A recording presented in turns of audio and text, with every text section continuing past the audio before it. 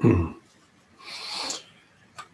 then with that bodhicitta in our hearts, we can do the verse of refuge and bodhicitta. I go for refuge until I'm enlightened to the Buddha, the Dharma, and the Sangha. Through the merits of giving and the other perfections, may I become a Buddha to benefit all sentient beings. I go for refuge until I'm enlightened to the Buddha, the Dharma, and the Sangha. Through the merits of giving and the other perfections, may I become a Buddha to benefit all sentient beings. I go for refuge until I'm enlightened to the Buddha, the Dharma, and the Sangha. To the merits of giving and the other perfections, may I become a Buddha to benefit all sentient beings. Oh, nice to see everybody.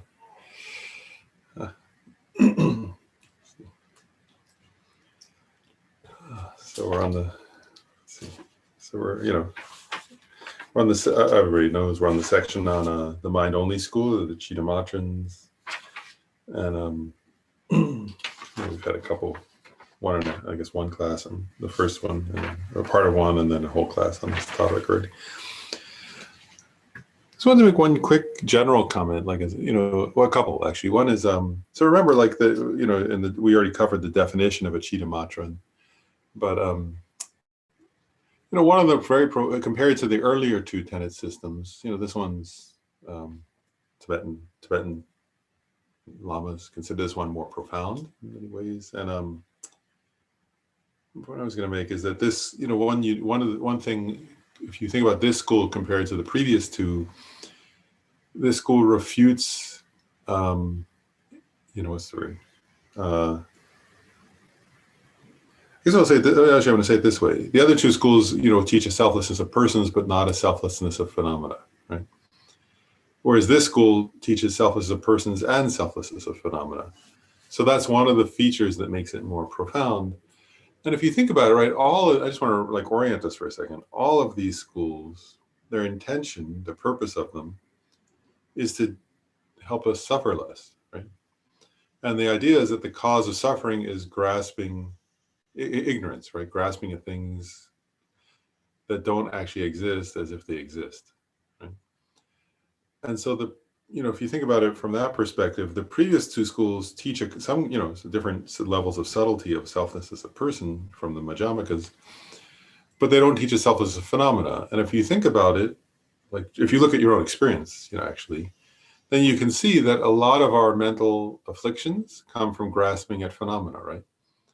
Phenomena means something outside of oneself, right? So whether it's objects or other people, right?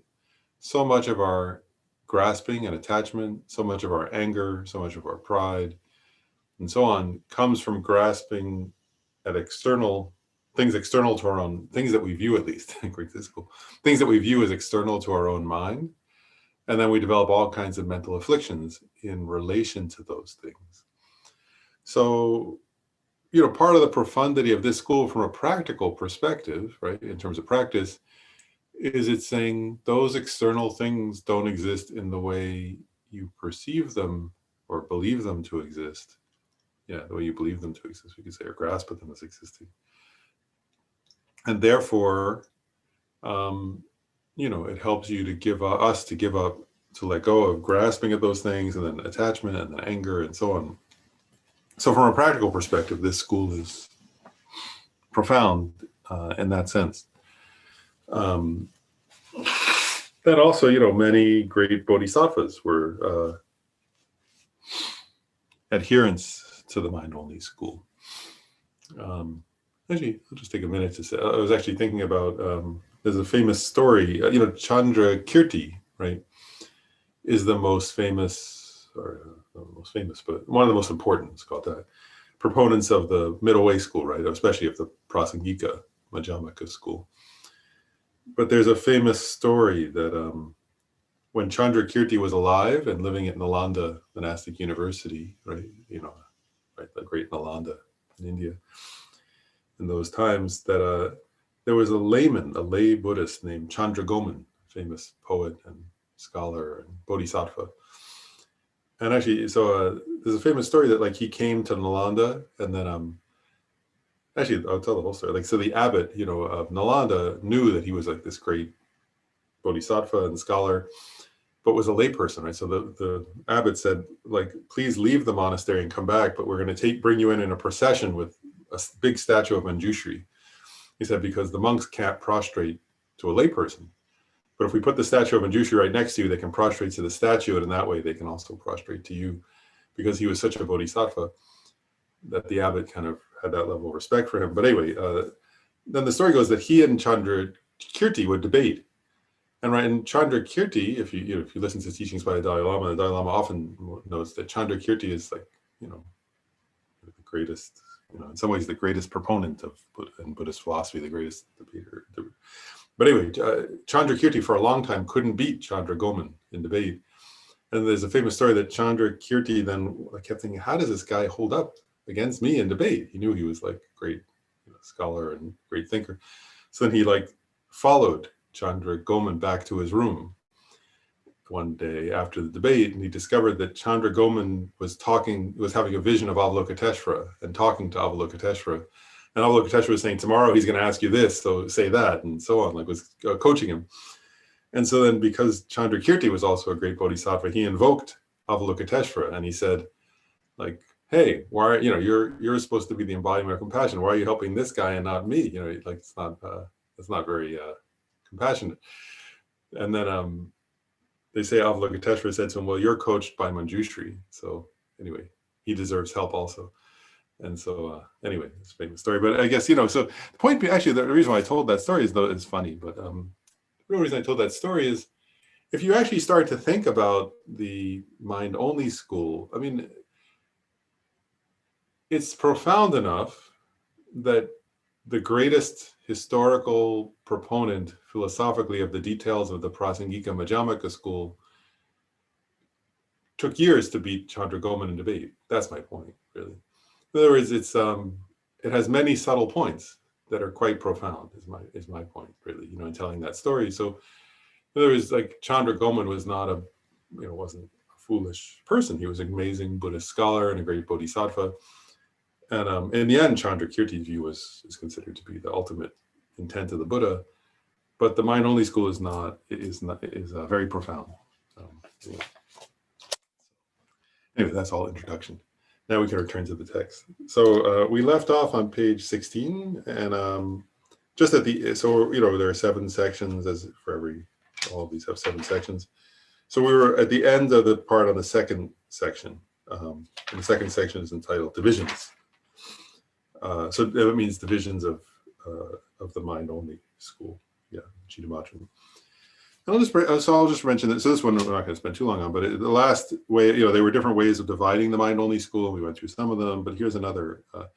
So remember, there were true aspectarians and false aspectarians is a general division, and then we covered the subdivisions of the true aspectarians. Now, the last little thing here that we didn't get to last time is there are 2 types of false aspectarians, right? So there are these general divisions of mind-only school being true aspectarians and false aspectarians. And then among false aspectarians, there are 2 sub-schools, tainted false aspectarians and untainted false aspectarians. And actually, I just thought to pause and sort of note something here. So, because these, actually, I mean, you're probably not going to remember the details of these 2 sub-schools of the sub-school. But there's a philosophical issue that's raised in looking at them that's worth noting. And it's this. So that, in brief, I mean, it's much more complicated than this, but in brief, tainted false aspectarians say that since we've had dualistic appearances since beginningless time, the nature of mind itself is tainted by the stains of dualistic appearances. So that's why they're called tainted. Right? The untainted false aspectarians say the nature of, many quotes from the Buddha that say the nature of mind is clear light. The nature of mind is untainted. So they say the nature of mind is untainted, that, that there are adventitious or temporary stains of dualism, but ultimately the nature of mind is not tainted by those. So you can actually think, one point is you can think about that, right? So is the nature of mind tainted by dualism, or is it, is the nature of mind ultimately pure? So the untainted false expectarians say it's pure. Right? So that's one difference between those two. Right? Is how do they, do they view the ultimate, the nature of mind itself, let's call it that, as in some sense intrinsically tainted by dualism or untainted by dualism? That leads actually, and this is the other, so that's one difference. Of course, in the Mahamudra tradition, we say that the nature of mind is untainted, right? And the Prasangika Madhyamikas also say the nature of mind is untainted.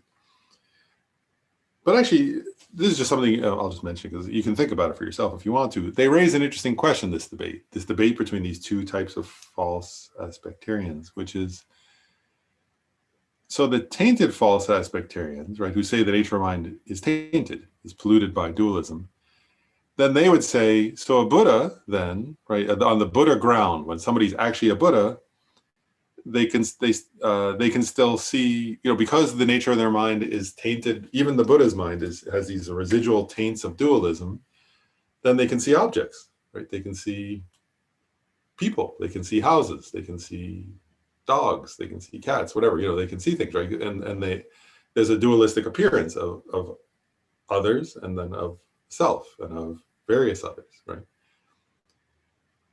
And so they would argue that's how Buddhas can be omniscient. That's how Buddhas can know your past life and can teach you, is that they have some kind of, even though Buddhas are, are unmistaken, in other words, they know there's no dualism, they have some kind of subtle dualistic, so they don't believe, they would not say that Buddhas grasp at dualism, right? Because they say Buddhas have no ignorance, have no imprints of ignorance. But they would say Buddhas do have this kind of subtle taint of dualism that allows them actually to see the variety of things and therefore to interact and to benefit others. Untainted false aspectarians, right, say the nature of mind, which we would ordinarily say, well, of course, you would ordinarily say, of course, the untainted false aspectarians must be correct, right? There's no intrinsic dualism in the nature of mind. But then there was an interesting question that arises that the untainted false aspectarians struggle with, which is, then how can a Buddha see the variety of things, right? We say Buddhas are omniscient. Even in the sutras, right? The Buddha goes up to somebody and says, hello. And somebody asks a question, and the Buddha says, well, in a past life you were like this, or, you struggle with anger, and let me help you learn love, or something like that, right?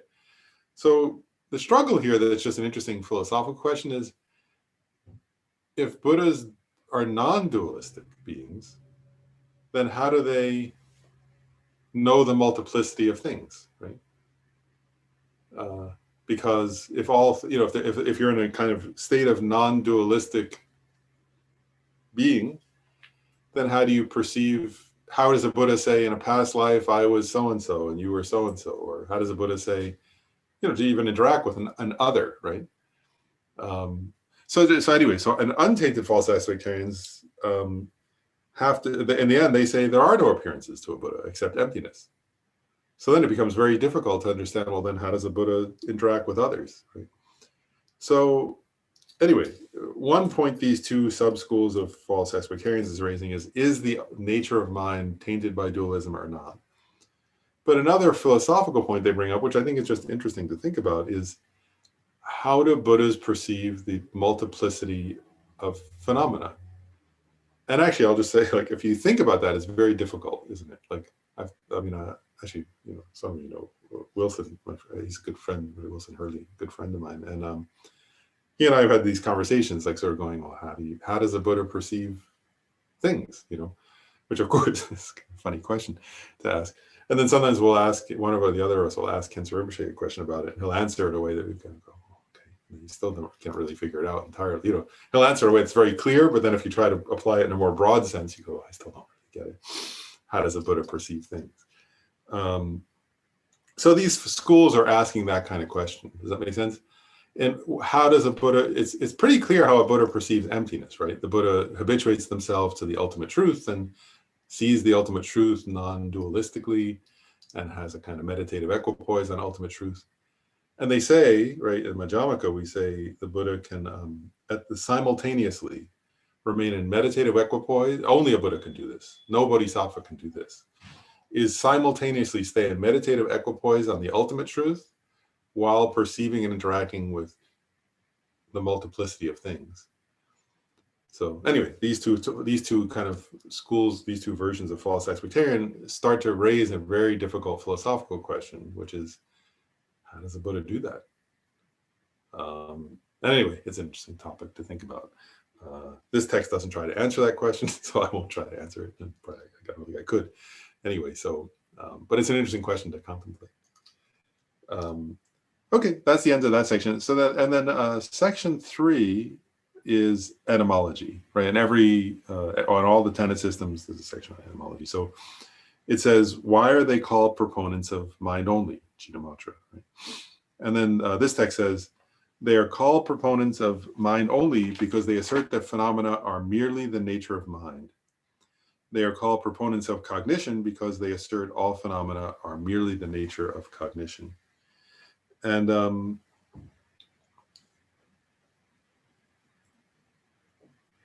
couple of quick points about that etymology are, notice that it's an important point, because I said this a little bit last time. It says phenomena are merely the nature of mind, right? It doesn't say phenomena are merely mind or just mind, or so. And I think that English word mind only can seem deceptive or confusing, because it can seem like it's saying everything is only mind. But this, if you look at the etymology here, it's not saying that, right? It's saying things are merely the nature of mind. And last time I mentioned this, but I'll just briefly mention it again, because I think it's an important point on this, because otherwise it can be confusing about it.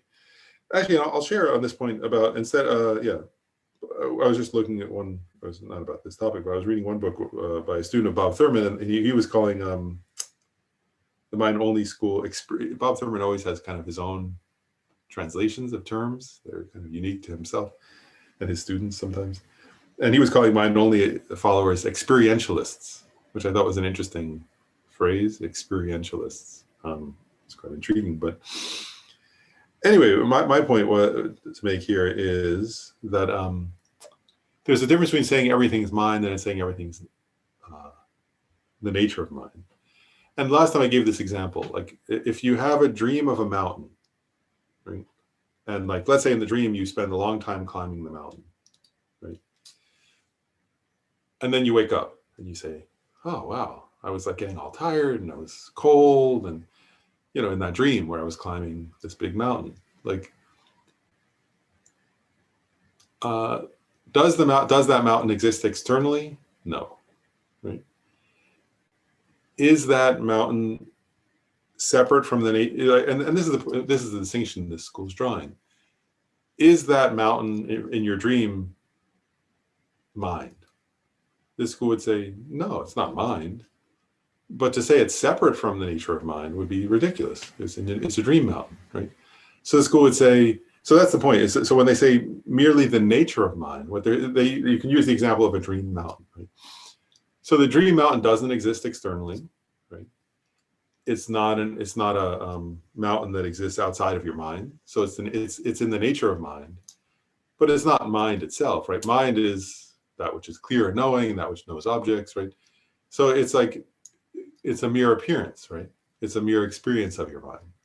It doesn't exist externally. It doesn't exist. We say, and oftentimes in this school, we say, how do you say it? Things don't exist externally. But another way of saying it is that it's not a separate entity from the mind, right? In other words, you can't find the dream mountain that exists as a separate entity from your own mind, right? So you could say it's in the nature of mind, or it's not a separate entity from your mind. And that's clear, isn't it? If you think of a dream mountain, that would make sense, wouldn't it? It doesn't exist as some separate entity from my mind. It was just in my dream, right? And what this school is saying is that,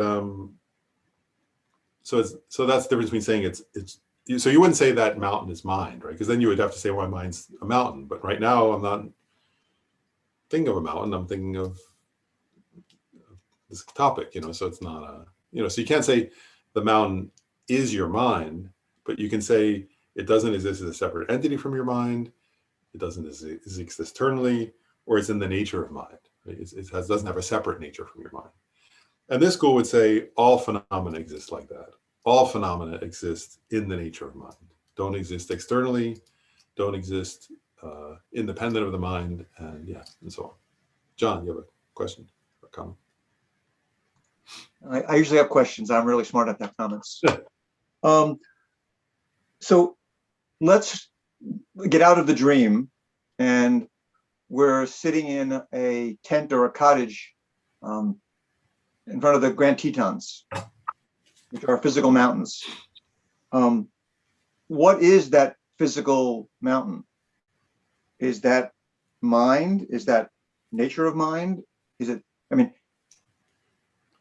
in this school, they would say, first of all, this school would say that, like if you're sitting in a cabin looking at the Grand Tetons, the school, first of all, this school would say, do those mountains exist? Yes.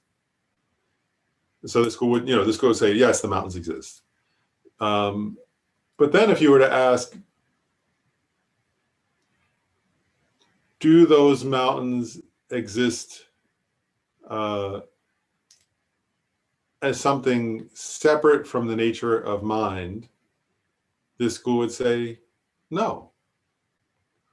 So they exist in the nature of mind. They don't exist as separate entities from the nature of mind. And if you were to say, well, wait a second, they seem to exist externally to me out there, not, they seem to be physical objects, totally separate from my mind. This school would say, that's your grasping at ignorance. And they'd have various proofs, right? If you had Chandra Goman or somebody like that here to debate, he would say, well, if they existed, if they existed separate from the nature of mind, then one point is, then everyone would see them the same way, right? But the truth is, first of all, if you have a colorblind person there, they see them differently.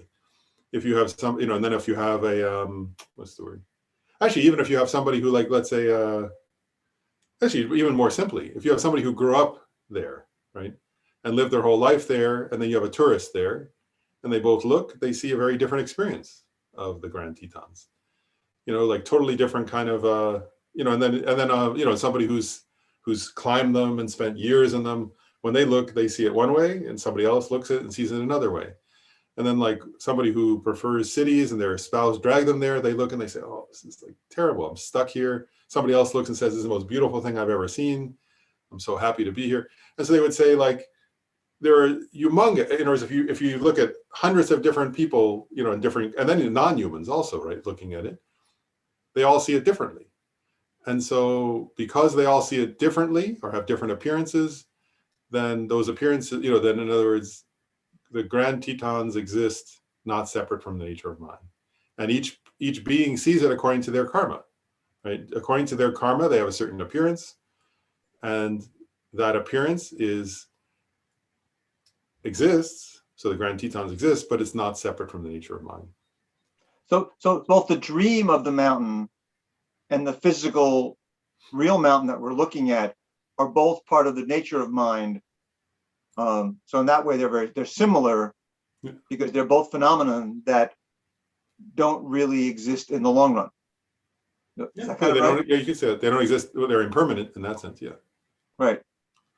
Okay. Yeah. So, second question, just out of curiosity, if I read this two-part sentence with the conjugation, are they saying that proponents of mind only are the same proponents of cognition? Yeah, those are just two synonyms, like for the same. So okay. Mind only is Chittamatra, and then I think his translation here of yoga, where is it?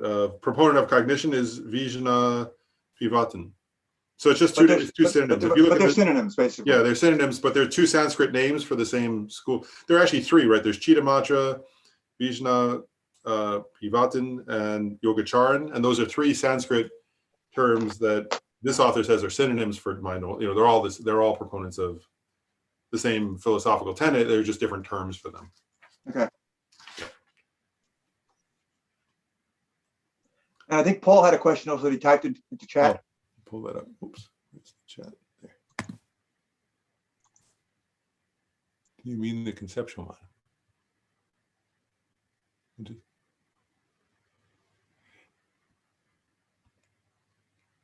here, Paul's asking, do they mean the conceptual mind and what His Holiness the Dalai Lama calls adventitious? Yeah, so one point is that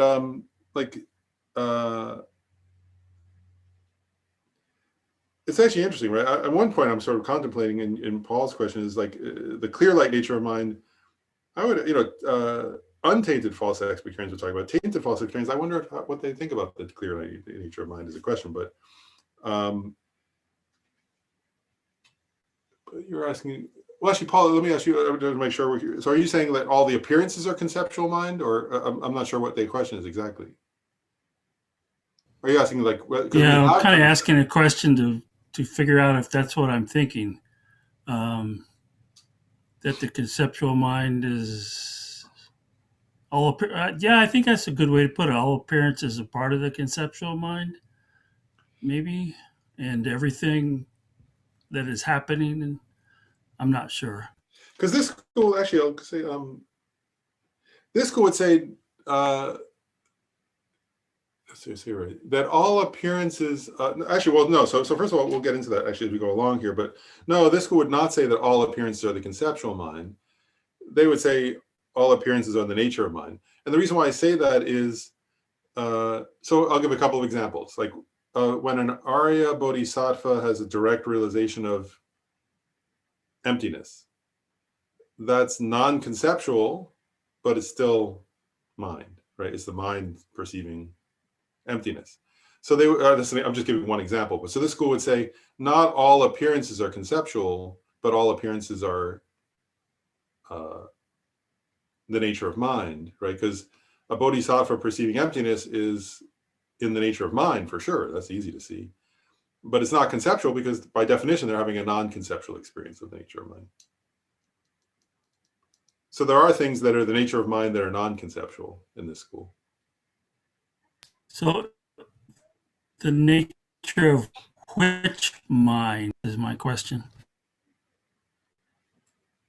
This school would say, I guess, this school would say mind in general, that which is clear and knowing. So the clear knowing mind can give rise to conceptual ways of knowing and can also give rise to non-conceptual experiences. And actually, we'll get into that in a minute because, like, when we go down a little lower here, we'll have an example where, like, if the mind, even I would give an exalted example, like the direct perception of emptiness. But even you could say, like, so for example, when eye consciousness, according to this school, sees the color blue, right? There's a dualistic appearance of, to the eye consciousness of blue, but it's not yet conceptual. Then once the person labels blue, it's conceptual, for example. So this school would say even ordinary, like an eye consciousness perceiving color is still dualistic, right, at the beginning, but it's not conceptual until there's a concept, like a blue, concept would be labeled, for example, blue. So this school would say and both are mind, if that makes sense. Both are in the nature of mind. So there are non-conceptual minds, like just a bare eye perception perceiving the color blue, and then there are conceptual minds, like the label blue, for example. Okay, thank you. And then Jody has something.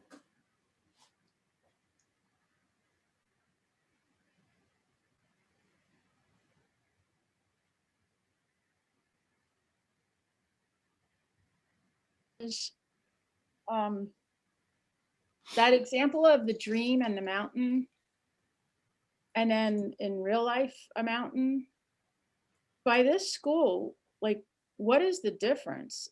Is the real mountain like a shared karma and the dream mountain is just your own karma? Yeah, I think that's how I would think about it, is that all appearances to the mind, like according to this school, right, if you think about how do appearances arise, right? And this school is really profound in terms of its understanding of karma in a certain way, right? Because what this school is saying is all appearances that are pleasant, unpleasant, or neutral are the result of your karma, right? And so, actually, let's give an example, right? Like, it's actually an interesting point.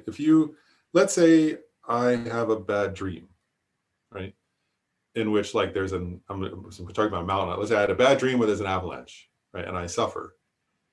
This school would say, well, that the appearance of the subjective mind that suffered and of the external, seemingly external mountain that's collapsing are both a result of a negative karma, right? Like because of my negative karma, I had this appearance in a dream of an avalanche, and so I had the appearance of a mountain with an avalanche, and I had the mental suffering. And they would say that was your personal karmic, right? A personal karma ripening from some bad previous experience. But then they would say, if you're awake and you're in a, if you're like John was saying, if you're on vacation, son, that you're at Tetons and there's an avalanche, and then they would say, well, that's a result of shared group karma or shared karma of the people who have that experience, and that the suffering, and then they would even give example, like again, if we had Chandra Goman here, he would say, there's a shared karma there, right? So that all of those people who are there give rise to a certain appearance, but also still their appearances are different, right? Like one person dies, another gets injured. Maybe somebody else is far enough away that, they think, wow, I've never seen an avalanche before. That, in the initial experience, right? They think, this is amazing. Look how awesome nature is, right? And so they all have in one sense, they all have an appearance, but their experience of that appearance, again, is totally quite different. And so they would say, yeah, that's a shared karma where, due to whatever, some past life, they sort of created different karmas together, but slight difference, but similar enough. And they did it as a group, so they have a kind of shared experience. Whereas in the dream, it's just your individual karma ripening. But in either case, yes, it's the ripening of a karma that gives rise to an experience. And that's where you can see why Thurman's person called it experientialists in a way, which I don't think is the best necessarily label for these groups, but it gets at a point here, I think, which is due to the karmic, that people have different experiences, and that's, in a sense, that's all we can assert exists, right? Is experiences which are in the nature of mind in a way, right? And to say that there's something beyond that, then everybody would have to experience it the same. So that's not a tenable position according to this school.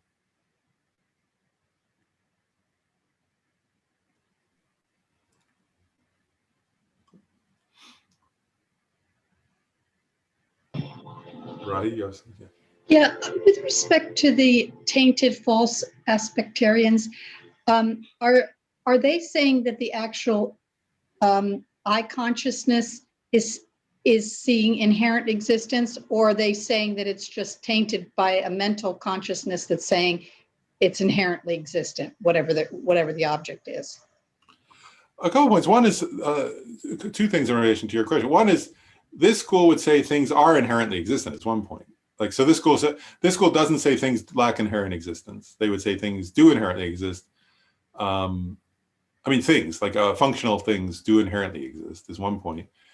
But then, and then this school would say, like the tainted false aspectarians would say that sense consciousnesses, which is what you were asking about, are tainted then. Yeah, that would be tainted, and so they would have a dualistic. So they would naturally have a kind of, because of the taint of dualism, they would have a dualistic appearance. So like sound or eye consciousness, ear consciousness, and so on, give rise to, they're in the, because those are still consciousness. So yeah, those would be tainted then in that sense, and therefore give rise to dualistic appearances. Is the dualism then for them, the Chitamatrans, that an object exists externally, separate from mind? Is that what they're defining as dualism? Yeah, so like for ordinary people, they would say, so dualism means, right, an experience of subject and object. Yep, so that's right. And then I guess, but the tainted false aspectarians would say, at least my understanding, I could be wrong. My reading of the commentaries on it would say that for ordinary people, we have, we do have that taint and things do appear dualistically, and we tend to believe that appearance. They would say Buddhas do not believe it. In other words, like that Buddhas, because of the taint of dualism, still have dualistic appearances, but that they don't have an ignorance that grasps that or believes in dualism. That they would say that's deprecating the Buddha, but they would say, but the Buddha does have such appearances And they say, and that explains how the Buddha can interact with others and help others. So, but they would say not all, like they would say a Buddha is an exception in the sense that the Buddhas don't believe in any dualistic appearances. They don't have any ignorance that would grasp at that, but they do have the slight taint that would allow for dualism to appear. Whereas the untainted would say that's no, the Buddhists don't even have a taint of So they're not saying like that in other words, there's, I guess what I'm trying to get at, which is I was a little unclear, sorry, is the actual I consciousness seeing the dualism, or is there like a mental consciousness kind of coming on really quickly afterwards, thinking this is external, you know what I mean, or subject object? Like for the Prasangika, would we not have a visual consciousness, but then right like milliseconds later, a mental consciousness saying this is inherently existent? Or are they saying the actual I consciousness, the visual consciousness is actually distinguishing in either case, either subject object or inherent existent? So the Prasangika Madhyamikas would say that due to it's actually similar to this question. I mean, I think you're raising a good point, because their Prasangika Madhyamikas raise a similar point to these false aspectarians, in the sense that what Prasangika Madhyamikas say is that for non-Buddhas, for non-Buddhas, this doesn't apply to Buddhists in the Prasangika school, but for non-Buddhas, that due to the imprints of ignorance from the past, even to a sense consciousness, things appear dualistically and intrinsically, inherently existed, and that even before we have cognition, that sense consciousness themselves, due to the imprints of ignorance, give rise to a kind of dualistic appearance and an appearance of inherent existence, and then the mind assents to, or agrees, or sort of buys into, or grasps that, you could say, that incorrect appearance. And according to the Prasangika school, actually, only a Buddha is an exception to that. And the way a Buddha is an exception to that, actually, is that when the Buddha removes the obstacles to omniscience, they no longer have such appearances even of intrinsic existence or of dualism in that sense. And again, that's the kind of, by the way, that's the kind of question I would ask Khenpo Rinpoche, and he would answer that way, what I just said, and I would go, wow, that's amazing. And then I'd go sit down and go, so how do Buddhists perceive things? I'm still not quite sure. But that's, I mean, that's the kind of answer Khenpo Rinpoche would give to that question. In other words, like, it's this, so that Buddhas remove the imprint of ignorance and therefore no longer have an appearance of intrinsic existence. So both of these schools, though, would say that even a sense consciousness can have an appearance of, does have an appearance of dualism. Prasangikas and the false appearance would actually agree on that point, that sense consciousness can have an appearance of dualism. I guess that's why, well, not I guess, I know that's why it's so hard then for us to I mean, intellectually, I feel like I can grasp certain things, but because of what I'm seeing, it's so hard, you know. Yeah. That's right. Yeah, and that's where you eventually come to those many metaphors they use, right, for like an illusion, or like a dream, you know, where that the practitioner eventually comes to a point where they recognize things are like an illusion in the sense they appear one way but exist another, and that's where they talk about, you know, like in the 7-point Lojong, where they say, you know, essentially like be like a, you know, the person who recognizes everything as illusion, essentially, is that one sort of comes to a point through meditation on emptiness where one then starts to recognize that all those appearances appear one way but exist another, and then one doesn't grasp in the same way. And they say, like, you know, like a magician who doesn't grasp at their own trick because they know it's a trick, that kind of thing. So, but yeah, so it's getting at this point though you're making, which is, it's hard because things still appear a certain way. And then at a certain point, one knows that the mind, in a way, is the magician who creates the appearance, and so on. Yeah. continue on.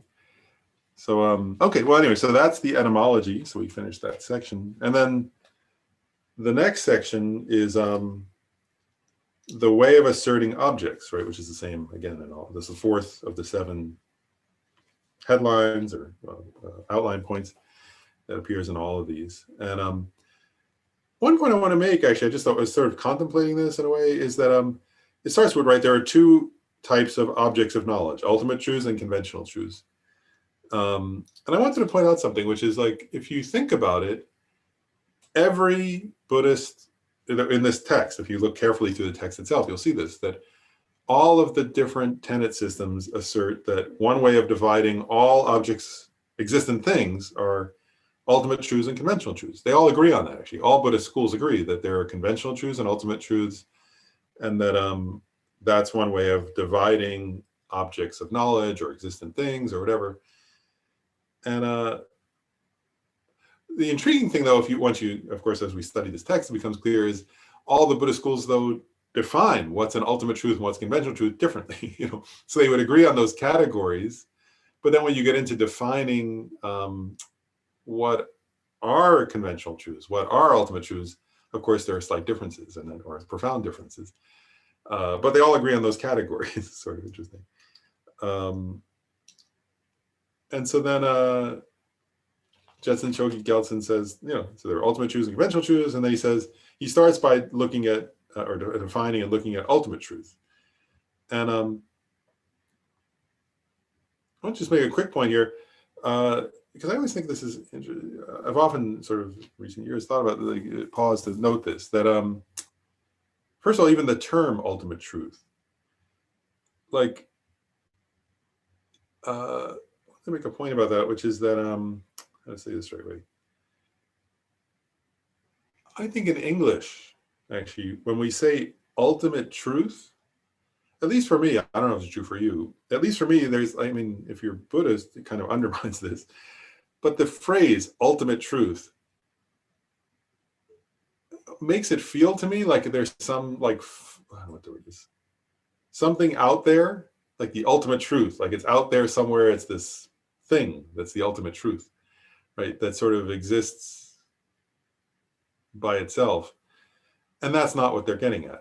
So I just wanted to say, like, sometimes I notice, like, when I read the words ultimate truth, this may come from, I don't know, like, as a young person studying Greek philosophy or something, like, say ultimate truth, and it feels like there's some, I don't know, like Plato's realm of, what do you call those things? Whatever this word, I can't remember, but actually in Buddhism, I just want to point this out, like,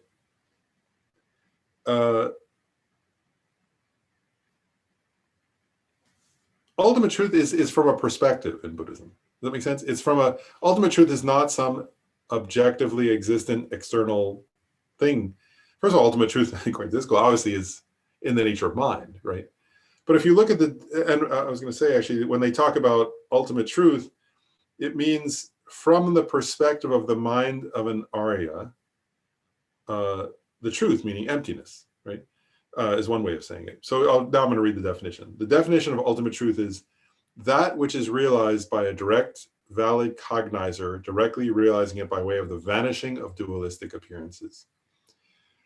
So one point I'm just emphasizing a little bit, because I just think it's important, is that ultimate truth is something that's experienced by an ultimate mind, in a sense, right? And what I mean by that is, they say it here, a direct, valid cognizer, right? So what it means is it's a meditative, it's something that's experienced in meditative equipoise, right? So it's an actual experience. So ultimate truth is an experience. What kind of experience? It's the experience of an Arya, meaning someone who's seeing emptiness directly, right? Has seen emptiness directly and is seeing emptiness directly, right? So that means direct, valid cognizer, right? So it's from the perspective of an Arya, meaning a noble being, right? Noble, and in Buddhism, noble means has seen reality, right? Noble doesn't mean you're from a powerful family or something. It means you've seen reality, right? So according to this school, the definition of ultimate truth is, from the perspective of such a noble being who's in meditative equipoise, they have a direct, valid cognizer directly realizing emptiness and then it says here, with a vanishing of dualistic appearances, right? And they often say they have this phrase they often use, which is like water poured into water, right? So there's no experience of dualism anymore. It's like a totally non-dualistic experience of emptiness, which is the ultimate truth. And so that's the ultimate truth. And one thing that was interesting was a couple of the commentaries to this that noted a point, which is that Lama Tsongkhapa in his Lekshe Ningpo, his Essence of True Eloquence, he defines, according to the mind-only school, he defines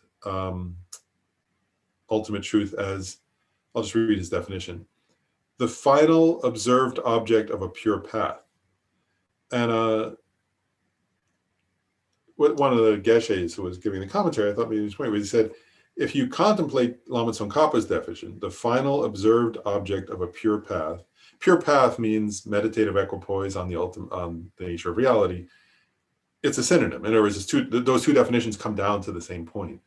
But I guess, anyway, it's an interesting point. If you want to debate in the Tibetan courtyard, then there are different definitions you can use in order to sort of how you want to debate. But those two definitions come to the same point, right? Pure path means the path of an Arya in meditative equipoise, and the final observed object. In both cases, or the final observed object and by way of the vanishing of dualistic appearances, are both getting at is an experience of emptiness experienced directly. The actual mode and emptiness is the actual mode of existence of things, right? So what's the ultimate truth? It's that, right? It's the experience of a meditative equipoise of an Arya who has a direct, valid, non-dualistic experience of the actual nature of phenomena. And then the text says, ultimate truth. It's giving synonyms here. So, and actually, if you read Buddhist text, you'll come across these phrases: dharmata, dharmadhatu. And what this is saying is ultimate truth, dharmata or final reality, sphere of reality, dharmadhatu, and final mode of abiding are all equivalent. They're all synonyms according to this school, right? So if you're reading a mind-only text and you read, I don't know, like in praise of dharmadhatu, actually a title of a text, right? Or discriminating between dharma and dharmadhatu, between things and the sphere of reality. What it's saying here is that phrase dharmadhatu means ultimate truth. Right? It means that experience. And I wanted to mention something because we're going to get into it soon now, is in the mind-only school, there's another synonym which this text doesn't mention, but which I'm going to bring up, which is the thoroughly established nature. There are three natures that we're going to get into, and one of them is the thoroughly established nature. And the thoroughly established nature is another synonym for ultimate truth, dharmata, dharmadhatu. Anyway, those are all synonyms in this school. And so that's ultimate truth, right? Ultimate truth is that which is experienced by an Arya in meditative equipoise when they're non-dualistically and directly perceiving the nature of reality, emptiness. Then the school notes, right, the text notes, there are two divisions of ultimate truths: the subtle selflessness of phenomena and the subtle selflessness of persons. And as I mentioned a little while ago, compared to the previous two tenet systems, this is a unique and more profound tenet, right? The others only taught gross and subtle selflessness of persons. This school teaches a gross and a subtle selflessness of also a phenomena, right? And particularly important is the subtle selflessness of phenomena.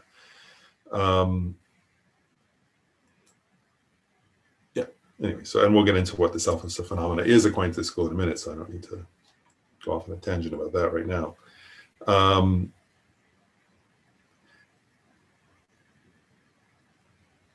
And then,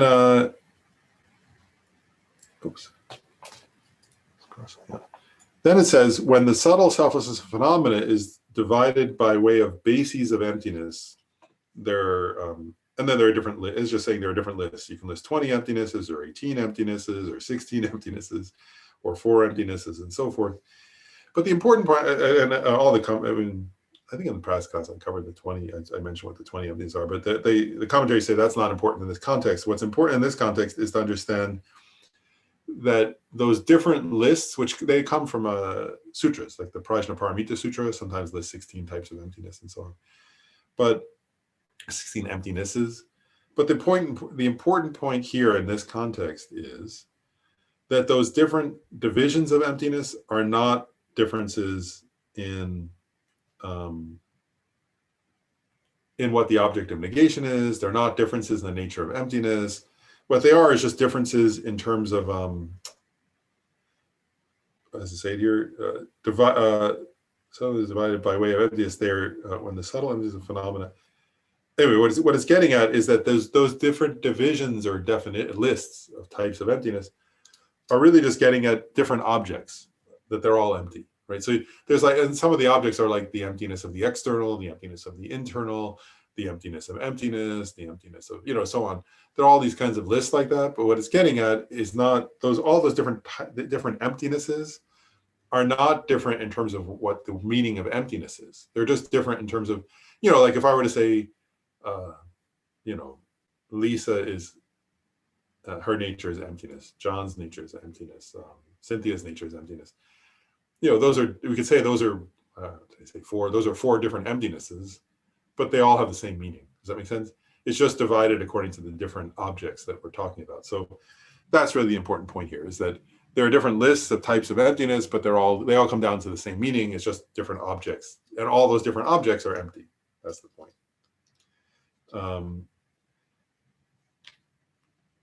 And then it says, illustrations of the subtle selflessness of phenomena are, for example, and now this is where we get into the real meaning, or something profound here. That's been profound, but particularly profound about emptiness. So illustrations, so when it says illustrations, what we're getting at now is, so what is the selflessness of phenomena according to this school, which we haven't touched on yet, have we? Not really. So illustrations of the subtle selflessness of phenomena are, for example, and now it's going to give 2 examples, which I'll just read them and then we'll discuss what they mean.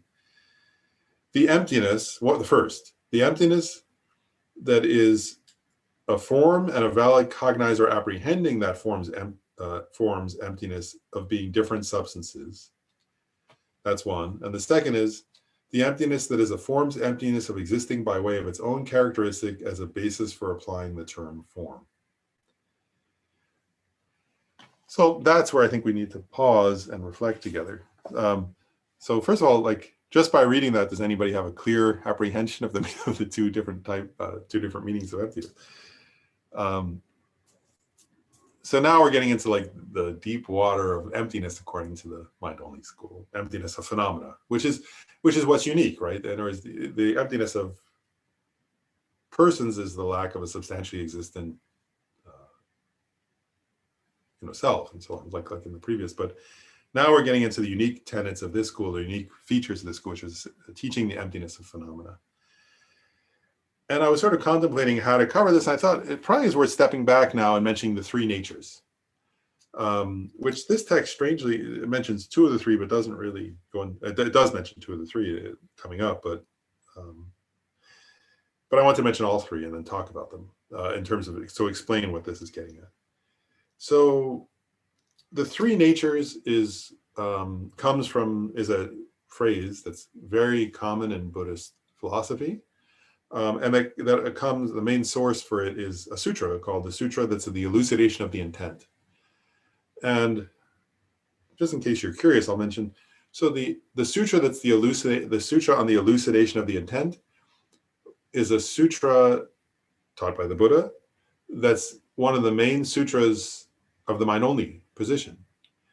And it presents a kind of way of, actually, well, what's the word for that? So it gets at this point that there are different, let's see if this is right. The Buddha made different statements, right? And sometimes those statements seem to be contradictory, right? So then there are sutras that say, well, what's the definitive and what's the interpretable, or the kind of provisional, which statements of the Buddha are provisional and which are definitive.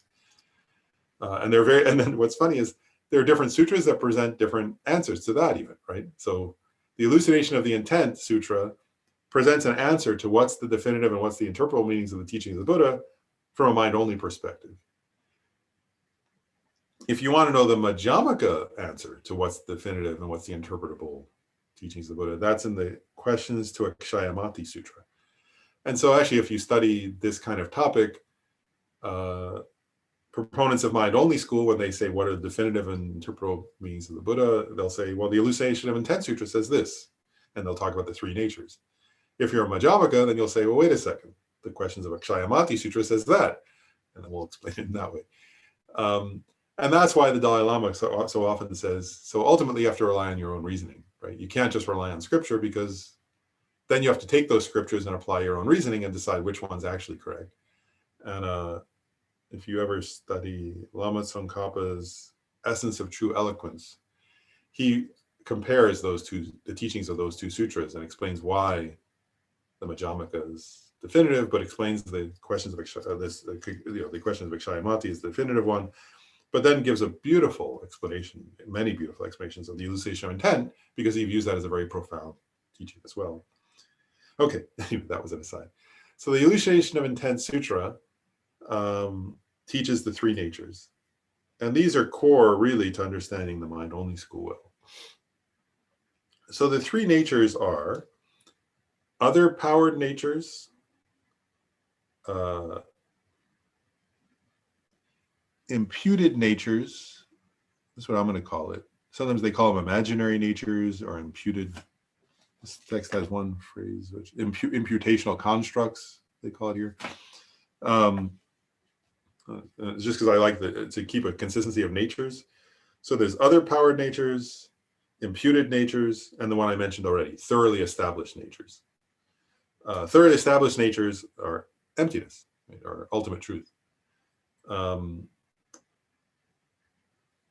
So now I'm going to go through and explain each of them, because then we'll be able to better understand the subtle selflessness of phenomena that the text was explaining. So I'll start with other powered natures. Other powered natures, and the text actually says this in the section on conventional truths. Other powered phenomena are compounded phenomena. Those are equivalent. So an other powered thing, right, is something that arises due to compounded. Compounded means due to causes and conditions, right?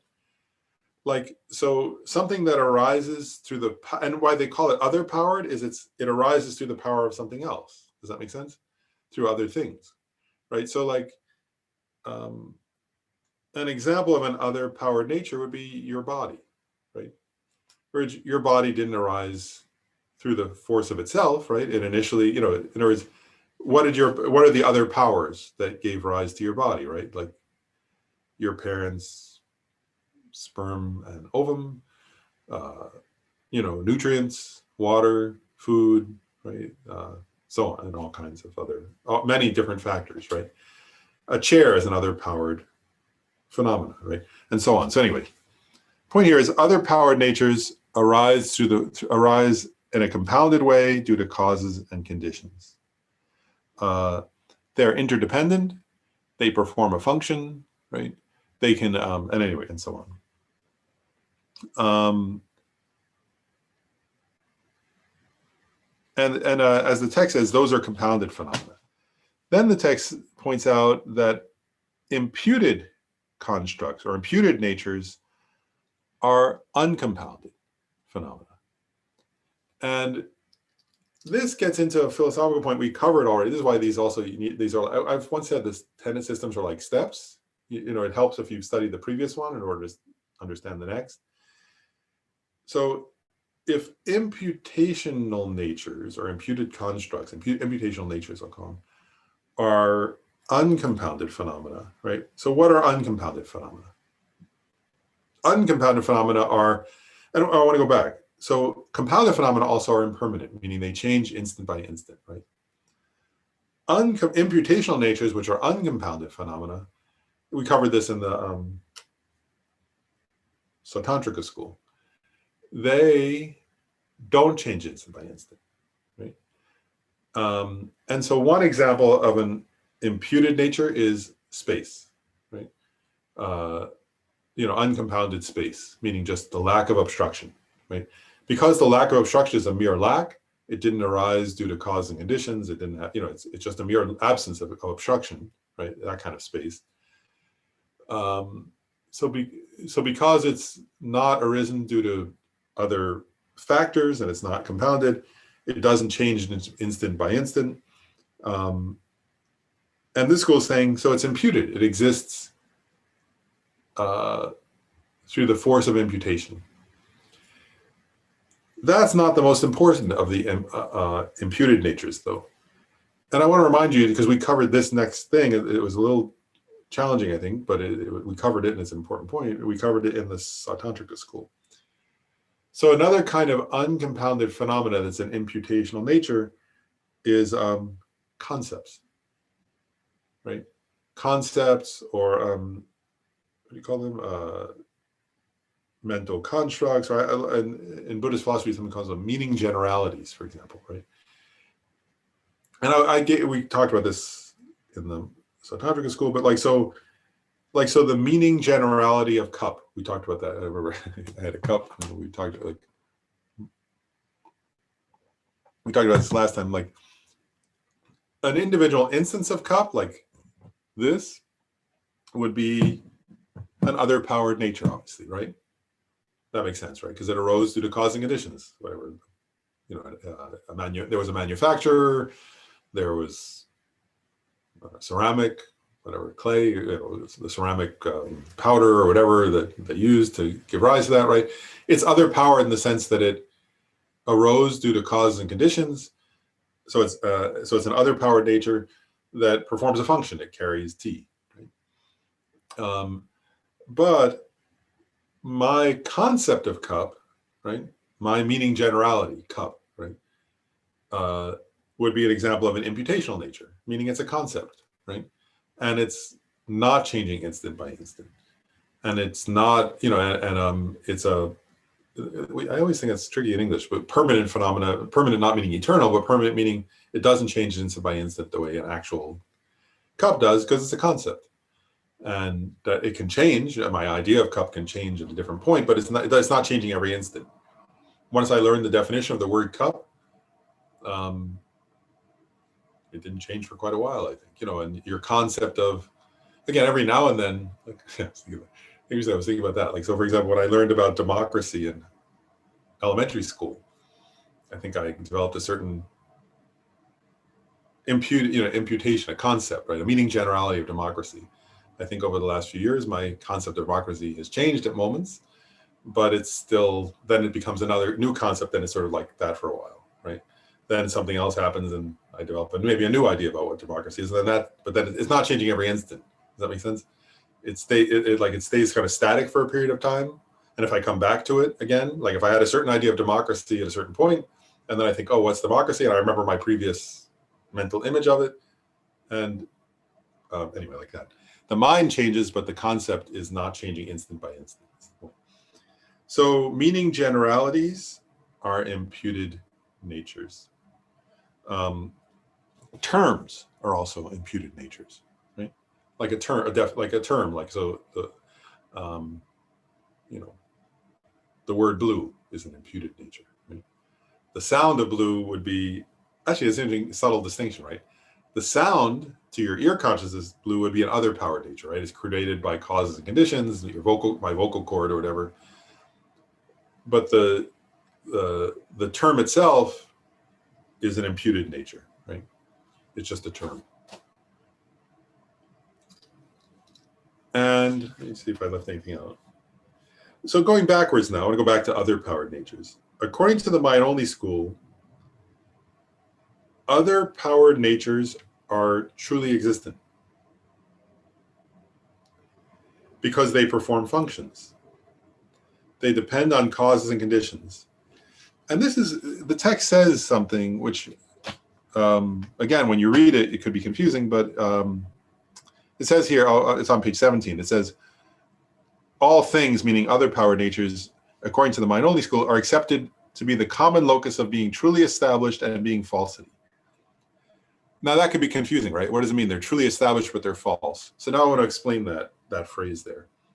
So that phrase is referring to other powered natures. So what it's saying is, other powered natures are truly established in the sense that this school is saying they're not just imputed, right? And I want you to really think about this, because for those of you who have studied Madhyamaka, it's quite interesting. This school is saying other power natures are not merely imputed, right? Because they perform a function. In other words, like if I say, so for example, because they perform a function, they arose due to cause and conditions, and they are truly existent, right? But they're false because they don't exist as they appear, right?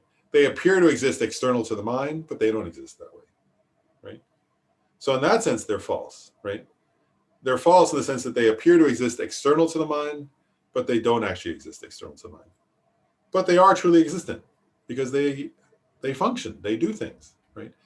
And this school would say, this school would have a pretty good argument actually against the Madhyamaka. This is why I started with the Chandra Goman and Chandra Kirti point, is, if you were to say, if you were taking Madhyamaka perspective for a second, you would say, no, like this cup is merely imputed, right? Then the mind-only school person could say, well, wait a second, like I'm imputing, here's a flower. Do you see any flower there? No. In other words, just imputing something, it doesn't function because the cause and conditions aren't there. So mere imputation doesn't function. For things to function, they have to actually exist, right? As other powered natures. Their position is quite reasonable in that, in a sense, right? So for them, other powered natures are truly existent. They depend on cause and conditions. They're false in the sense that they seem to exist external to the mind, but they don't exist as separate entities from the mind. Now, going back to imputed natures, right? Imputed natures are uncompounded, and they include mental constructs or meaning generalities. And according to this school, some of those exist, right? This is obvious, right? There are imputed natures that are existent, and there are imputed natures that are non-existent, right? So like, and what does that mean? That's just very simple. On a surface level, that's very simple. If I say the horns of a rabbit, right? It's a traditional Buddhist example, right? That I just imputed, so that's in other words, that's an imputational construct, but it doesn't exist, right? It's made up. Or if I say the man on the moon, right? Well, some people think there looks like, if you look at the moon, it looks like there's a face, right? So it's like somebody would say, oh, there's a man on the moon, a giant face is there, right? That's an imputational construct, and it's an imputation, but there's no actual man there, so it's falsely exists. It doesn't exist at all, right? So there are some imputational natures that are completely non-existent. They're just words, they're just concepts, but they don't actually exist at all. But then there are other imputational natures which are conventionally existent, right? Like, so if I say Phyllis, right? Well, that's a term, but it corresponds to Phyllis, so it's an existent imputational, right? It would say that imputational nature is an existent thing, right? In the sense that it corresponds to a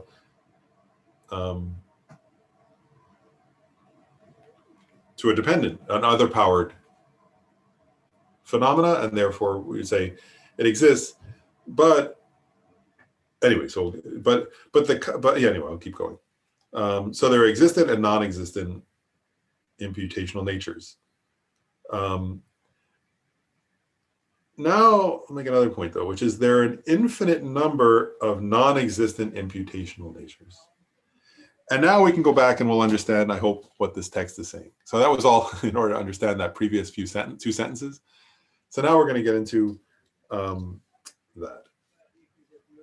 And so, and this will, yeah, anyway, okay, so we'll just keep going. So according to the school, remember, I'm going to go back to, so the other powered nature, right? So I'm going to use the example of a hand, right? So a hand is an other powered nature, obviously, right? It arose due to cause and conditions. That makes sense, doesn't it? We all know it, right? Hands arose, right? So you have to have had, genetic material in a womb, and then the fetal development, and gives rise to a hand, and the person, and then there are all kinds of other things, right? There's, you drink and you eat and all that, and it sustains the body, which then there's a hand, so it's another powered nature. So an other powered natures are truly existent, meaning they exist by their own characteristic, right? And they perform a function, right? A hand can pick things, can pick up a pen and so on, right? Performs all kinds of functions. So an actual, like my actual hand is an other powered nature.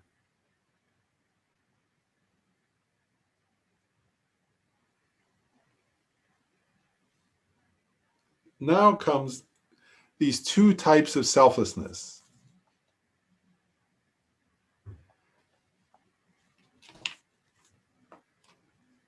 And I'm going to do the second one first, actually. I'm going to use the second one first. So the second one is the emptiness that is of forms, emptiness of existing by way of its own characteristic as the basis for applying the term form is an emptiness, according to the school.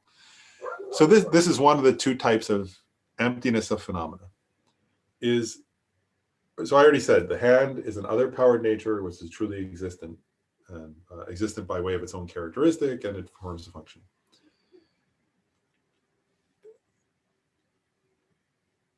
And then there's the concept hand, right? Which when you look at my hand, right, or your own hand or whatever, you have a concept hand, right? And now this is going to be, you have to really focus, is a little subtle, but we're going to get, hopefully you'll get it. So first of all, form, so we already said this, hand or form, and I'm just giving an example of form. So form, in general, we're talking about form, but I'm going to use the example of hand. A hand does exist, right? That's clear. And a hand does exist as the basis for thinking about and using the term hand, right? In other words, like, so the hand exists in the sense that it exists as a other powered phenomena, it can pick things up and so on. It performs a function. And also it exists as the basis for labeling hand. Does that make sense? Like, in other words, if I go like this and I say hand, well, of course it exists as the basis for my term labeling hand. But now we can get to the sentence. But hand does not exist by way of its own characteristic as the basis for labeling hand. And what that is getting at is something subtle, isn't it? Which is subtle, and it's getting at the self as a person, or self as a phenomena, rather. So what that's saying is this, is we confuse, right? So hand exists as a basis for labeling hand, but in terms of phenomena, we mistakenly have a view, an experience, as though our label and concept of hand exists by way of its own characteristic in the other powered phenomena, in the actually existent hand, but it doesn't. Right? So it means you, I, we have a concept of hand, and we believe that the actual hand exists. I'm not using the language precisely here, but as that our concepts exist from its own side in the hand, that the hand is what our concept says it to be. And what this school is saying is one type of emptiness is, and now I'm going to read that sentence again, that second half of the second part of the sentence. I'm going to rephrase it a little bit. Form is empty of existing by way of its own characteristic as a basis for applying the term form, right? So in other words, hand is empty of existing by way of its own characteristic as the basis for applying the term hand. One, and again, there are different levels of thinking about this. I just want to sort of contemplate it together. One is, it's strange, isn't it? When you see a hand, right? Like your term and your concept of hand, our term and concept of hand are, what's the word? Immediately and intimately mixed with that appearance. And this school is saying that the form, the actual other powered nature, and well, actually, I'm going to actually use the three natures language for this now. So what this school is saying is this, is there's an other powered nature which exists, right? But what is the thoroughly established nature? One, which is emptiness, right? One type of thoroughly established nature is this, is that the other powered nature, hand, right, is empty of the imputed nature. In other words, so that other powered nature is empty of being the imputed nature.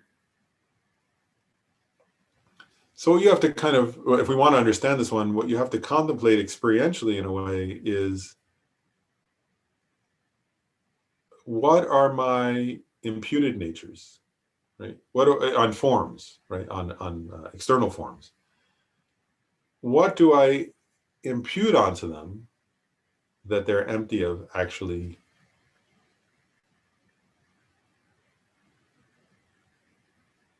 being from their own side, from their own characteristic? It's very subtle, isn't it? According to school, they do exist from their own side, but they don't exist as the basis for our imputations from their own side. That's what the school is saying.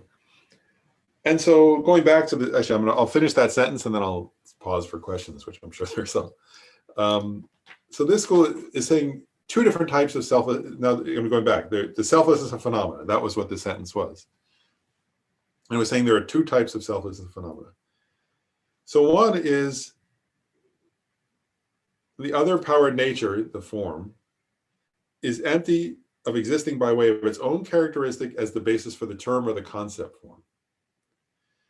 Then I'm going to go back to the first half of the sentence. It's also empty of existing, also, so the form, the hand, also another imputational nature is we impute that the form exists as a different substance from the valid cognizer perceiving it, right? And it exists out there, separate and apart from the mind, right? And this school is saying that's an imputational nature that's false.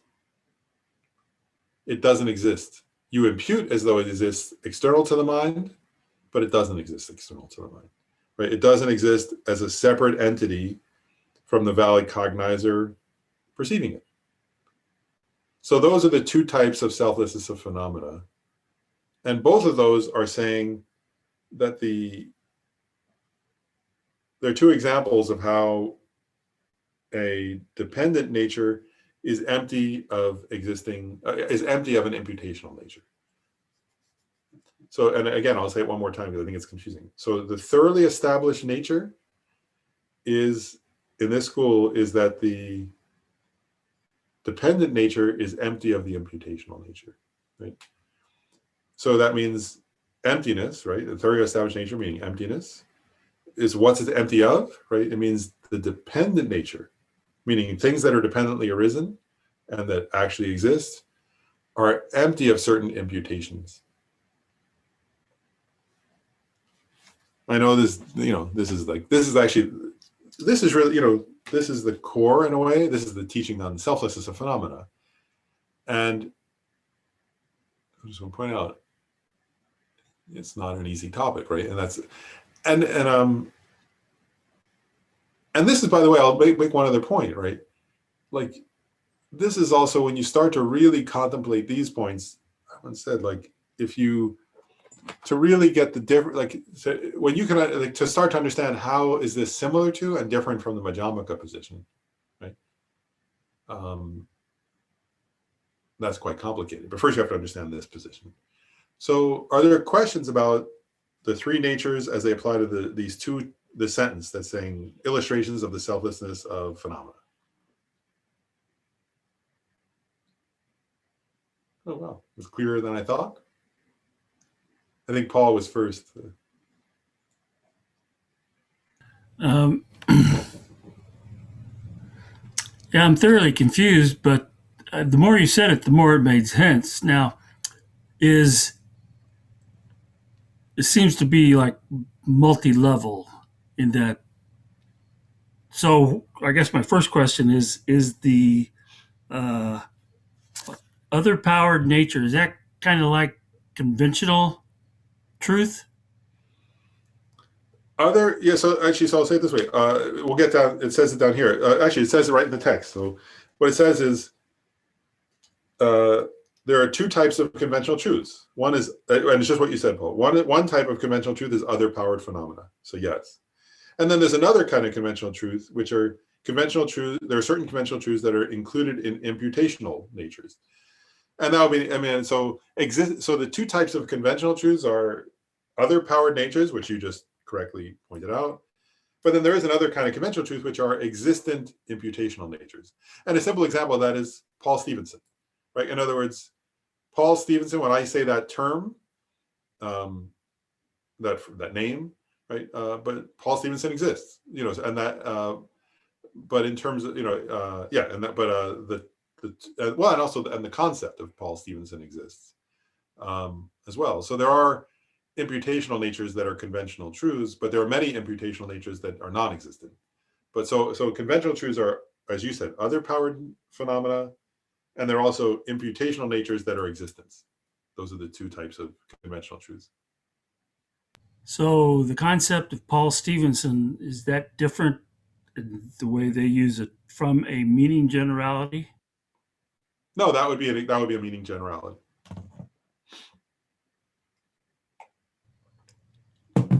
So it seems like perhaps I understand, and I'm not sure why. It just seems like more than one type of meaning generality, or when they say imputation, isn't that kind of like just a concept, a meaning generality? Yeah, yeah. But so concept, all they're saying is that I guess what they're getting at is that they're just making actually an important distinction, which is some meaning generality, some concepts, right? Some concepts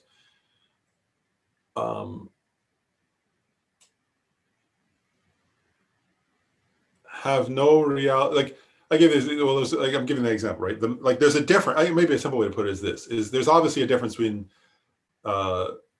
the Man in the Moon and Paul Stevenson, right? There is the Man in the Moon is an imputation, but it has no correlation to anything actually existent. Whereas when I have the meaning generality Paul Stevenson, it has a correlation to an existent person. Okay, well, the only other question I have is, you use the term functional thing when talking about these concepts. How does that work? Oh, so when I said functional thing, what I meant was that usually we say that the let's just say right, that the other powered natures are I was saying are compounded phenomena and are functioning things. And that in the same way that Sautantric has used that phrase, which means they can perform the example is like an actual cup that can perform the function of holding tea. So it's very simple, like in other words that whereas the meaning generality of cup can't hold tea, so it's not a functioning thing in that sense. So they're just different. Misunderstood. Yeah. So other powered natures are functioning things in the sense that they can, the cup that can hold tea, whereas the meaning generally of cup it can't hold tea. Yeah, that'd be an example of that. Or yeah. Thank you. And then Lynn had a comment or a question too. I don't know if you still do. I'm sort of stuck at this imputed nature is uncompounded, and if I understand, it's permanent, is what you're saying. It doesn't change. It doesn't change instant by instant. That's the key. Yeah, that's the best way to put it. It's not momentary. Another way of saying it is it's not moment. I actually think a better term for philosophically speaking than permanent and impermanent is momentary and non-momentary. Like that's more a better way to, I think, to think about it is that I think for English, I mean, they commonly use the human, but you could say it this way: other powered natures are momentary by their very nature, whereas imputations or imputed natures are not momentary. They don't change moment by moment.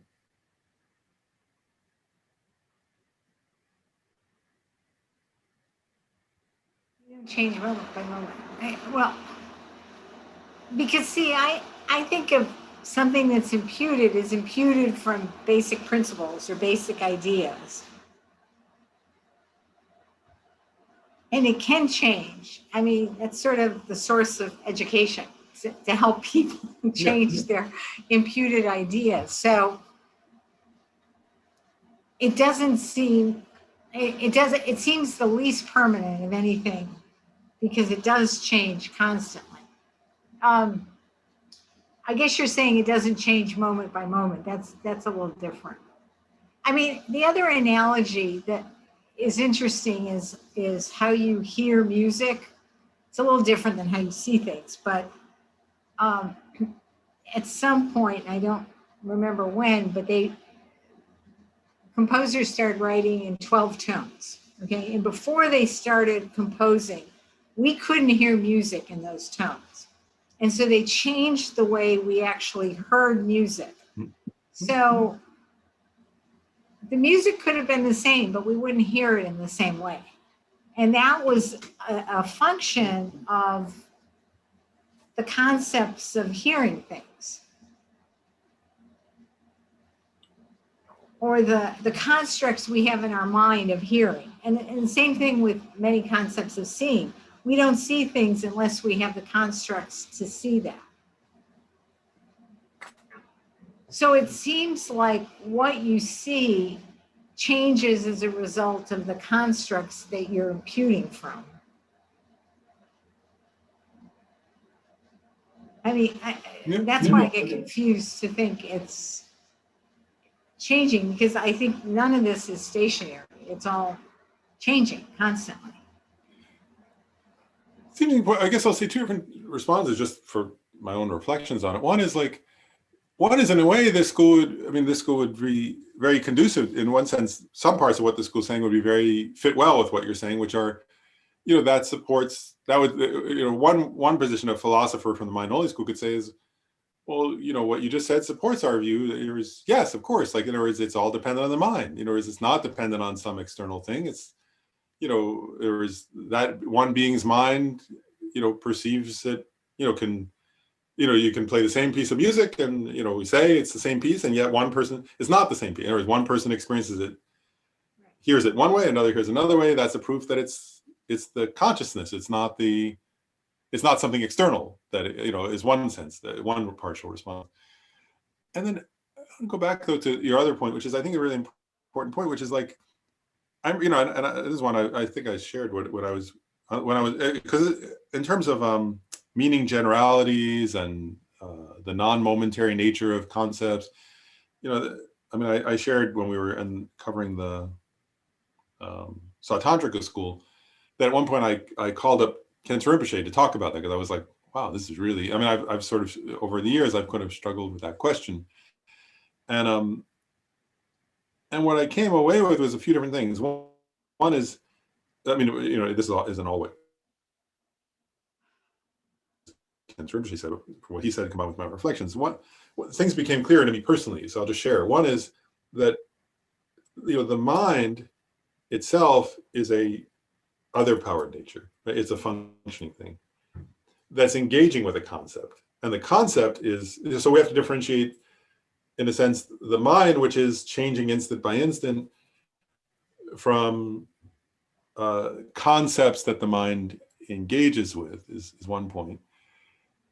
And then I guess another point, when you were talking, it made me just reflect on this, is like, actually, I don't know if you ever had, like, it made me think of the experience actually of, well, it made me think of two things. One is like, you know, if somebody has a concept, so I was thinking first of somebody else and then of myself, right? Actually, I'll just share this because this is my own personal reflection. You can, if you've ever watched, so one is if you're explaining something, I remember actually experiences like, oh, well, maybe I'll give like, actually, I'm just remembering a personal example of this, like first with somebody else, and then I'll give one of myself. But no, somebody else. I remember once, like, oh, it was many, many years ago. I was teaching. It was during the first Gulf War, and I was teaching at the University of New Hampshire. I was actually teaching a class on a writing class. It was, and this young 18-year-old like chose to write about the war. I remember.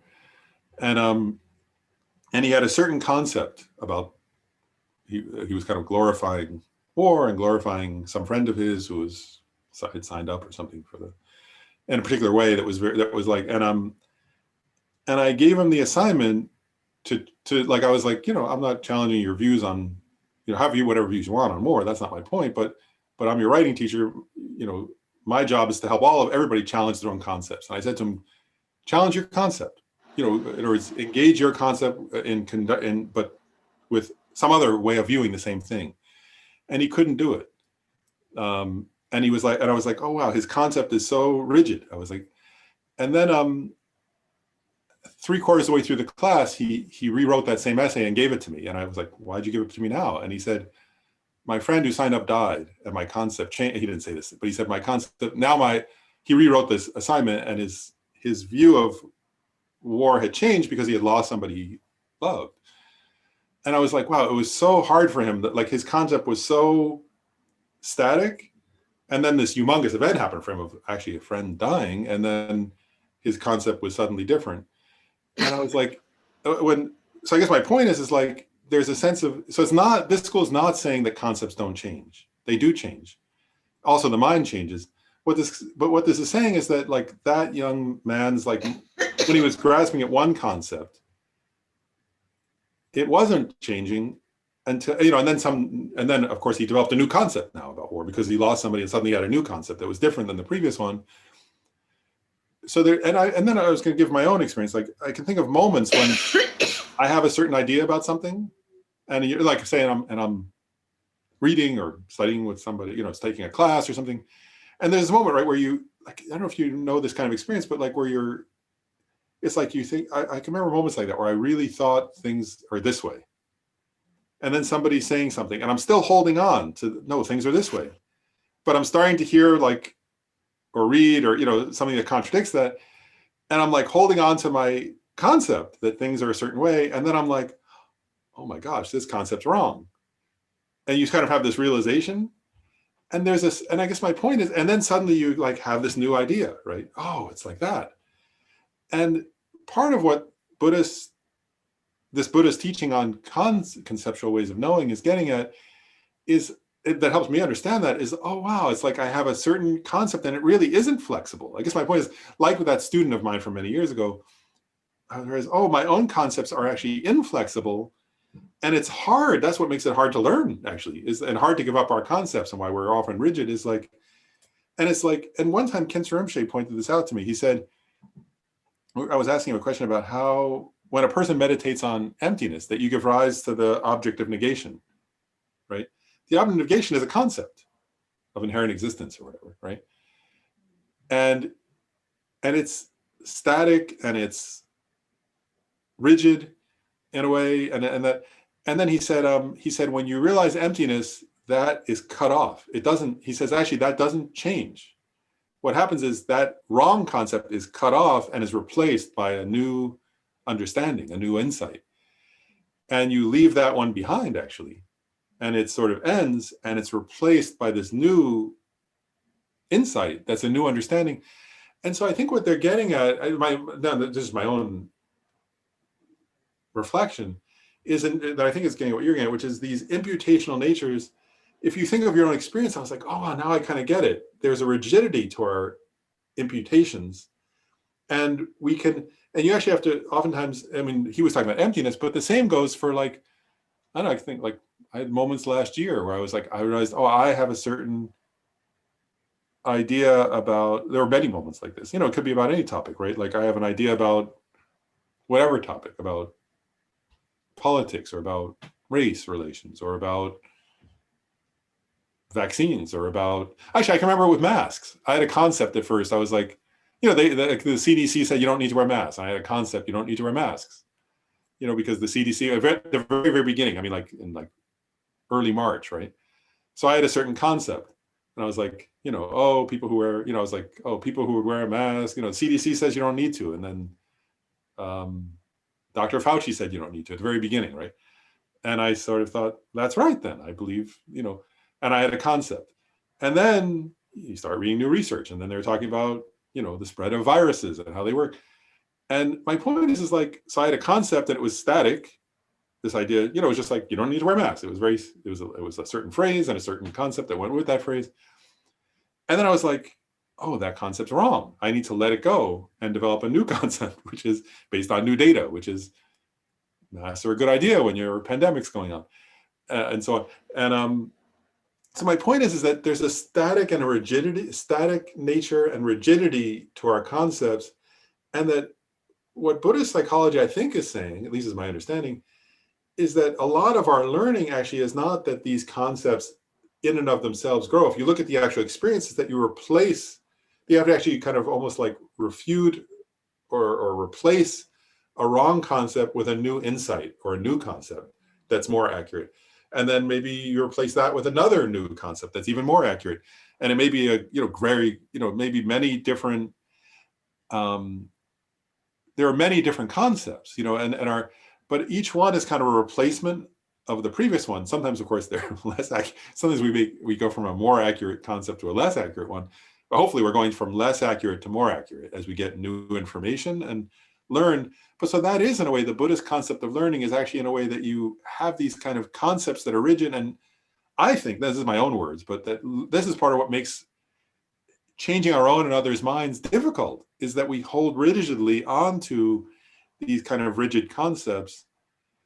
And that what we need to actually do is refute them and replace them with new, more accurate, you know, and it can even happen about other people, right? I have this idea of this person. And there's a kind of rigidity to my idea of that person, you know, whatever it is, like, you know, it could be a prejudice or it's kind of a, you know, I don't know, a judgmentalism or something about somebody, you know, and then you get to know the person, right? And then you realize, there's this moment where you realize, oh, I held on to this idea, they're like that, but they're not like that. They're a person who has this other side to them or this other, right? And then you have a new concept, but it's still not complete, of course. Then you learn something else and then you develop a new concept. So that's, I guess, that these, it's almost like you replace, yeah, anyway, you got my point. I'm saying the same thing over, but that's, I think, the Buddhist view of concepts, is that you refute these wrong ones with more accurate ones.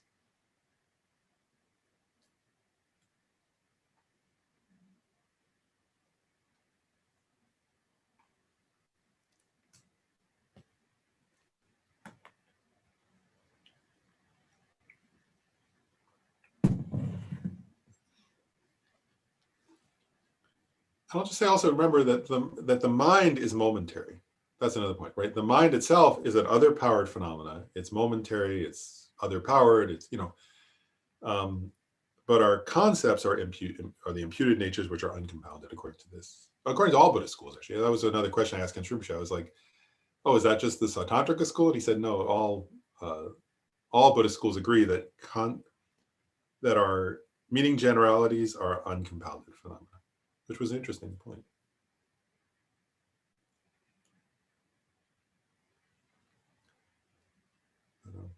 Yeah, any other questions or comments? Yeah, Abraham, yes. I just want to make sure that I understood you correctly when you were talking about the hand. Did I, because I wrote this down, other powered nature of the hand is empty of being the imputed nature of hand, and it's also empty of being external to the mind.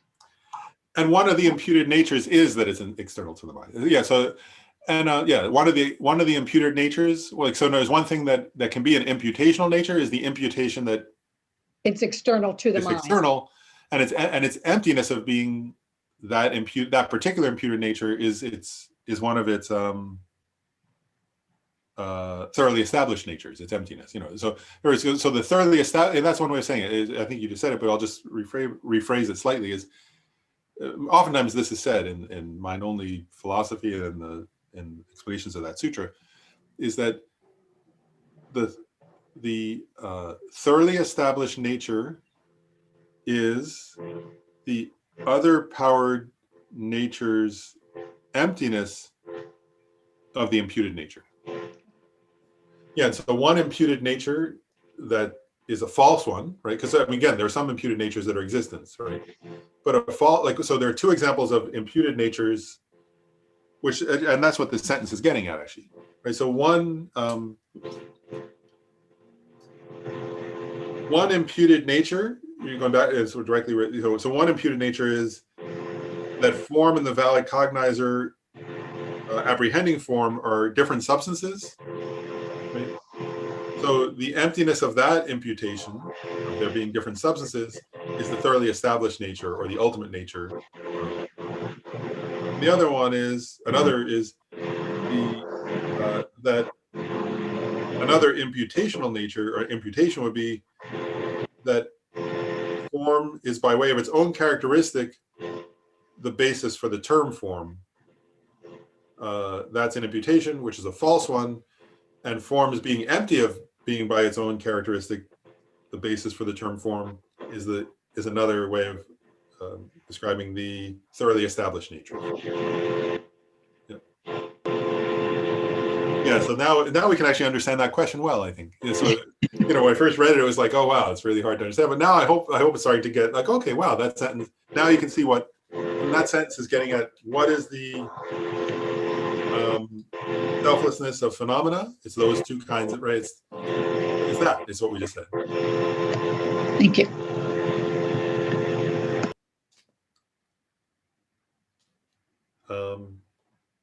Yeah, any other comments or questions? Or also, we just a few minutes, but I'll say one other. I'll go on just a little bit further then. Okay.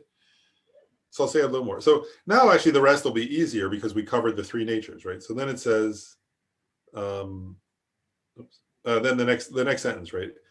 An illustration of the subtle self as a person's is, for example, the emptiness that a person, that is a person's emptiness of being self-sufficient, substantially existent. So the self as a person's in this school, that's no subtler. It's the same level of subtlety as in the Sautantrika school, right? That was what they would say too.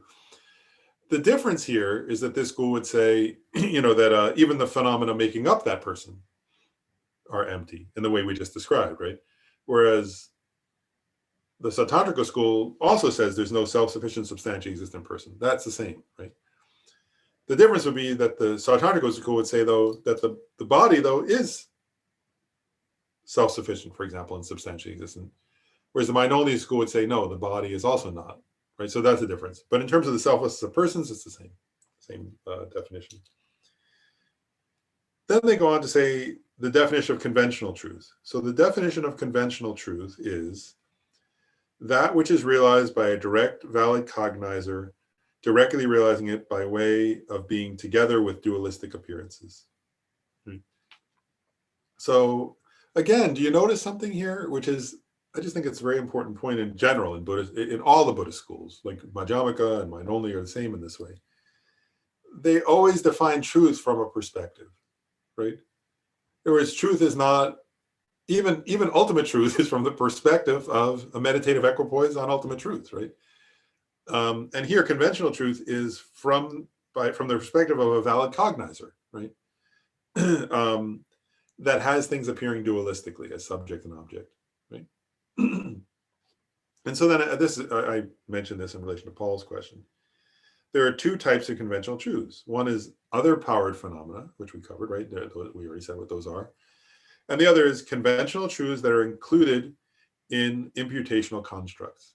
And so an example of, when they say, I already said, an example of a conventional truth that's included in an imputational construct would be uncompounded space.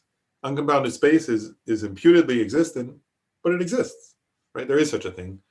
Whereas, we've said, like, if I were to have the imputational construct man in the moon, that's an imputational construct, but it's not a conventional truth because it doesn't exist. Right?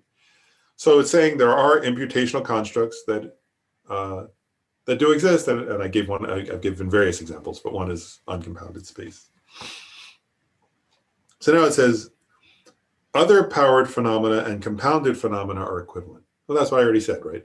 Other powered natures, other powered things are compounded. They arise due to causes and conditions.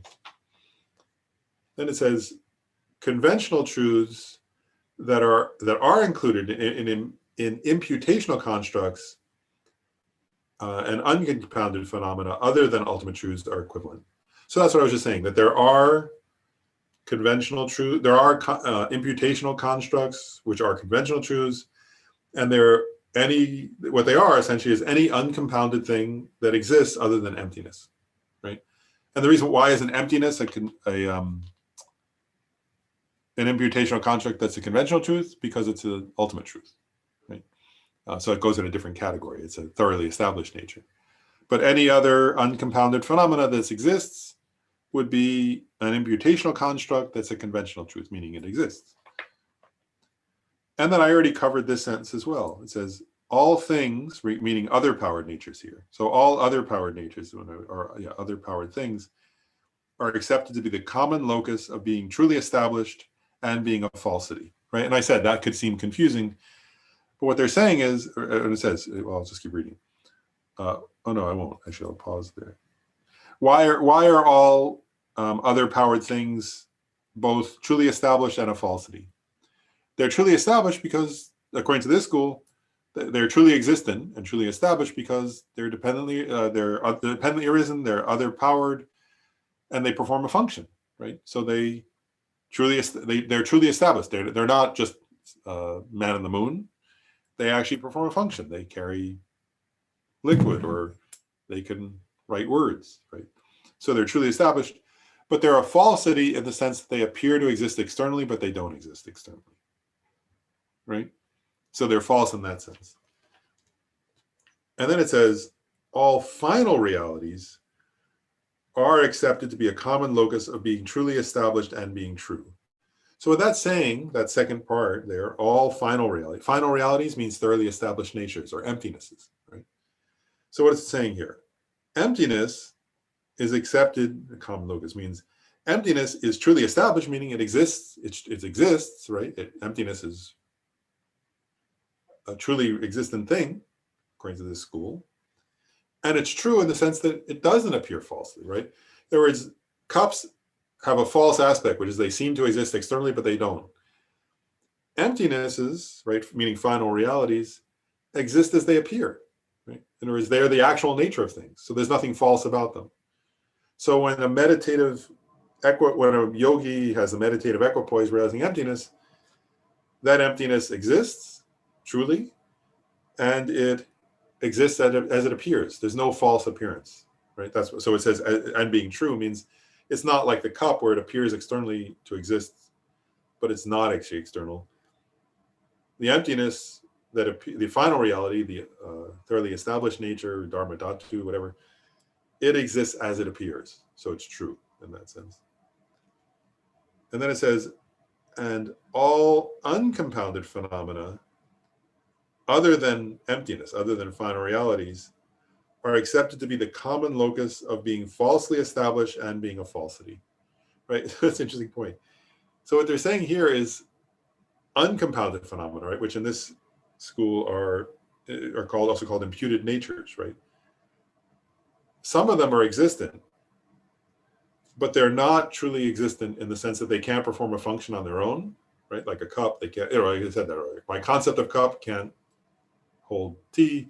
My concept of pen can't write anything. My concept of a sandwich won't fill my stomach. So they're falsely established in the sense they can't perform a function. And they're also false in the sense that they don't exist as they appear, right? Because my concept of cup appears to exist out there, but it's not actually existent anywhere. It's just a concept. Then it says, final realities, meaning emptiness, are necessarily non-affirming negatives or non-affirming negations. And illustrations of other non-affirming negatives are similar to those of Sautantrikas. So what that's actually saying, remember we've talked about this, there are affirming negations and non-affirming negations. So in this school, emptiness are non-affirming negations. What are examples of that? And we'll stop in a second, but I'll finish this sentence. We're going to leave off here in a second, but let's make this final point. So final realities, meaning emptiness, are non-affirming negations, right? We already covered that in the previous page, right? An example of a non-affirming negation that's an emptiness is the hand, right, is empty of being, by way of its own characteristic, the basis for the term hand, right? That's a negation. It's not affirming that hand is something else, so it's a non-affirming negation. Or the other one, right? The hand, in this example, is empty of existing as a different substance or entity from the valid cognizer apprehending it, right? That's a negation.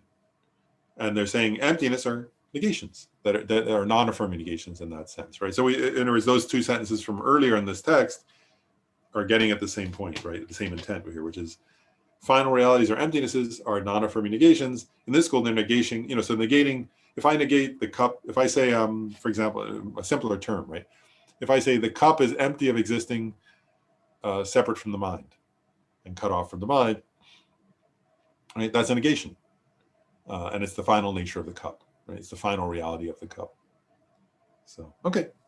I know it's already 12:31, so we should stop. But I know, actually, I wanted to just say too, so there are a number of weeks now until the next class because of just other things scheduled and so on. So anyway, but we'll have that next class. I think it's sometime in August, and we'll continue on with this. So my only suggestion is just, we covered a lot today. It's very deep material. So I suggest, just my only suggestion to you is, if you want to, if you're interested, go back over the text and sort of now contemplate. I think if you would have tried to read the text 3 days ago, which maybe you did, it's very hard to understand. It's hard for me to understand sometimes text. But if you pause and really think now about the meaning of it, hopefully it'll be clearer. So I just want to suggest that is maybe reread the section of the text we just covered, if you have time and want to, and sort of just contemplate, okay, what is this saying? And how does it relate to my own experience of objects, of cups and tables and houses and whatever? But anyway, we should stop there and we'll do the dedication. The supreme jewel, bodhicitta, where it has not arisen, may it arise and grow. Where it has arisen, may it not decrease, but increase more and more. In the snowy mountain paradise, you the source of good and happiness, all-powerful Chenrezig Tenzin Gyatso, please remain until samsara ends. Well, thanks, everybody. Thank you. See you in August. Thanks, Lauren. Thanks. Thank you. Bye, everyone.